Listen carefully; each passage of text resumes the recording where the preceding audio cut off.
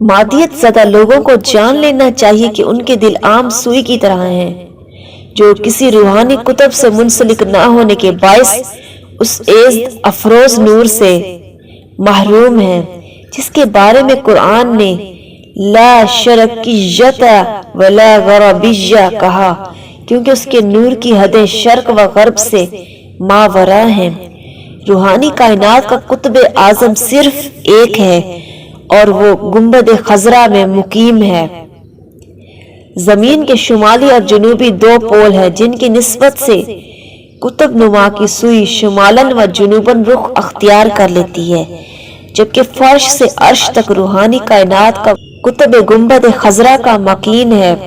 جس طرح عام سوئیوں کی نسبت زمین کے قطبین سے ہو جائے تو وہ عام سوئیاں نہیں رہتی بلکہ خاص ہو جاتی ہیں جو ظاہری واسطہ کے بغیر جہاں بھی ہوں خود بخود اپنی سمتیں شمالن جنوباً درست کر لیتی ہیں۔ بالکل اسی طرح ایک مومن کا دل بھی ہر آن مکین گنبد خضرا کی توجہات کرم کی طرف مائل رہتا ہے۔ جن دلوں کی نسبت گنبد خضرا سے ہو جائے وہ عام نہیں رہتے بلکہ خاص دل بن جاتے ہیں، پھر وہ کسی ظاہری واسطے کے بغیر بغداد ہو یا اجمیر، لاہور ہو یا ملتان،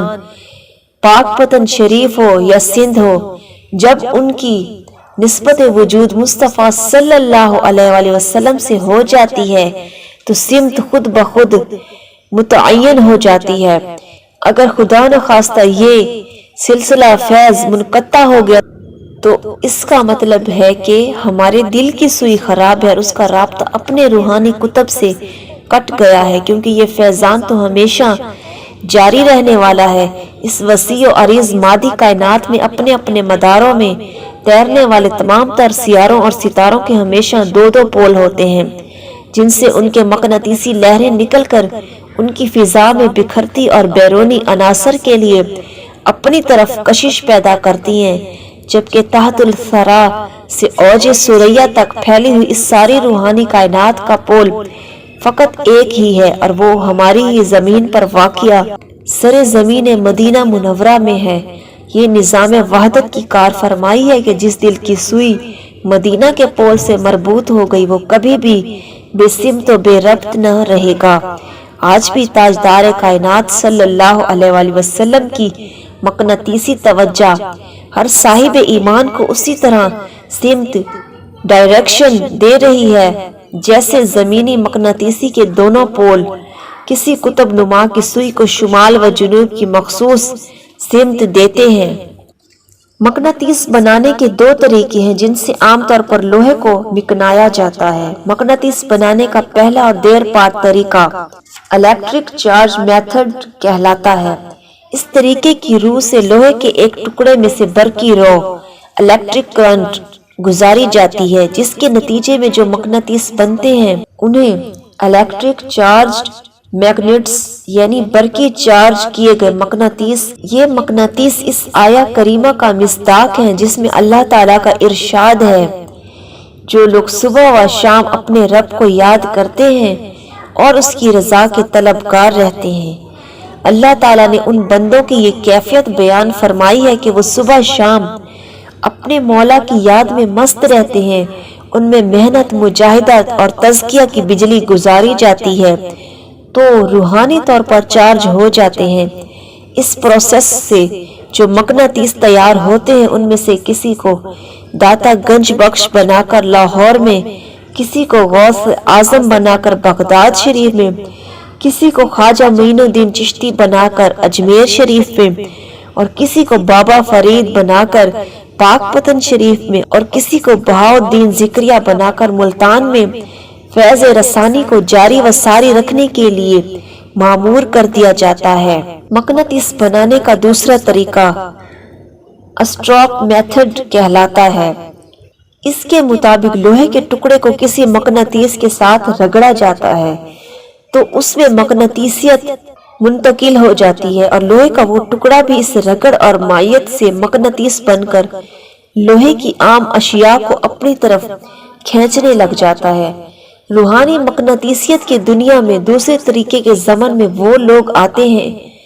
جو مجاہدہ نفس، محنت اور تزکیہ و تصفیہ کے اعتبار سے کمزور ہوتے ہیں اور وہ اس قدر ریاضت نہیں کر سکتے،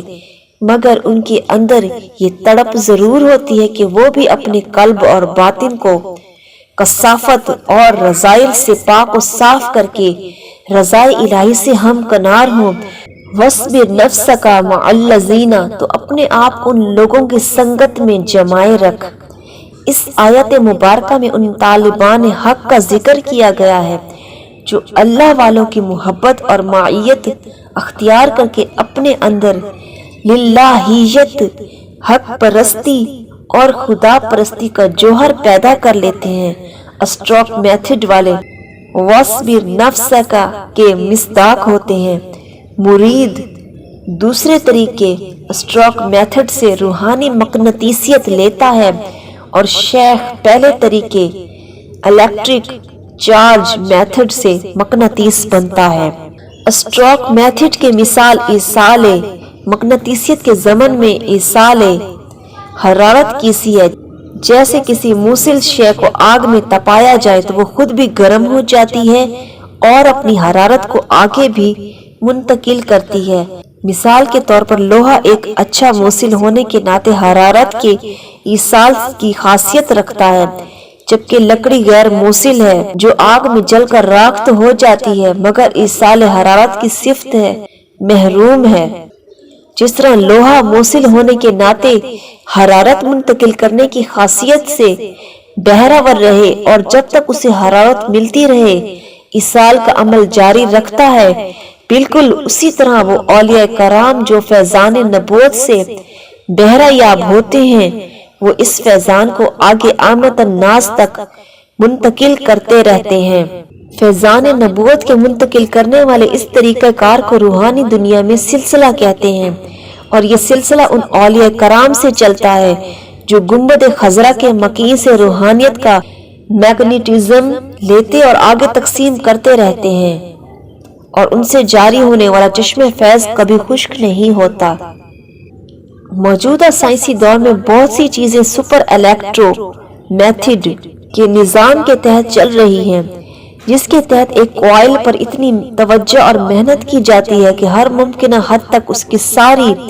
برقی مزاحمت ختم کر دی جاتی ہے۔ صوفیہ کی زبان میں اسے تزکیہ کہتے ہیں،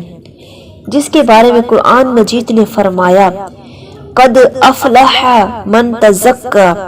بے شک وہی بامراد ہوا جو نفس کی آفتوں اور گناہوں کی آلودگیوں سے پاک ہو گیا۔ تزکیہ کیا ہے؟ برقیات کی اصطلاح میں یہ بجلی چارج کرنے کے خلاف تمام تر ممکنہ مزاحمت کو ختم کرنا ہے۔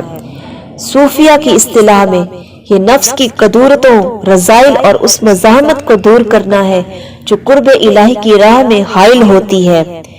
برقیات کے حوالے سے ہونے والی جدید سائنسی پیش رفت میں کسی بھی کوائل کو اس قدر ٹھنڈا کیا جاتا ہے کہ اس کا درجہ حرارت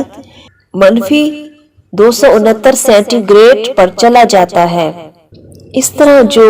الیکٹرو میگنیٹ حاصل ہوتا ہے وہ زیادہ سے زیادہ کرنٹ اپنے اندر سما سکتا ہے۔ واضح رہے کہ ہماری زمین کا اوسط درجہ حرارت محض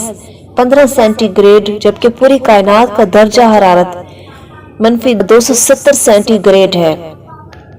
اسی تمثیل پر صوفیہ کرام مجاہدہ و محاسبہ نفس کے ذریعے اپنے اندر سے غصہ، حسد، بغض، غرور،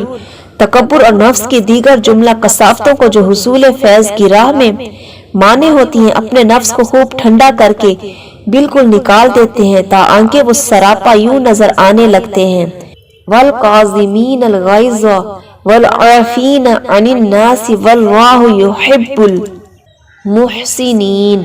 اور غصہ ضبط کرنے والے ہیں اور لوگوں سے ان کی غلطیوں پر درگزر کرنے والے ہیں، اور اللہ احسان کرنے والوں سے محبت فرماتا ہے۔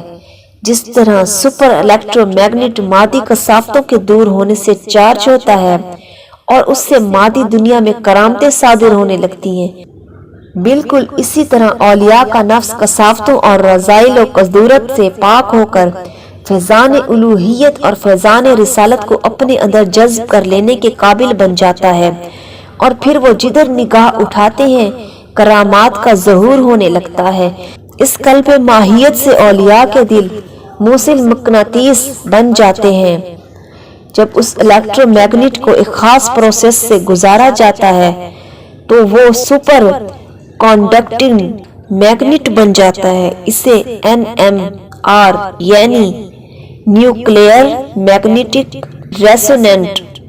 के प्रोसेस से गुजारते हैं। मरीज को जब उसके सामने रख दिया जाता है तो उसके बदन के अंदर की तमाम चीजों से पर्दे उठ जाते हैं। गोया जिस्म का पर्दा तो कायम रहता है मगर मकनातीसियत की वजह से स्कैनर के जरिए वो चीजें जो नंगी आंख नहीं देख सकती सब आश्कार कर दी जाती हैं। सो वो लोग जिन्होंने तज़किया व तस्फिया की राह अख्तियार की उन पर से बसूरत कशफ पर्दे उठा दिए जाते हैं। वो कशफ से तवज्जो करते हैं तो हजार मील तक उनकी निगाह काम करती है और वो चीजें जो मुग़य्यबात में से हैं और आम तौर पर नंगी आंख पर जाहिर नहीं होती उन पर आश्कार कर दी जाती हैं।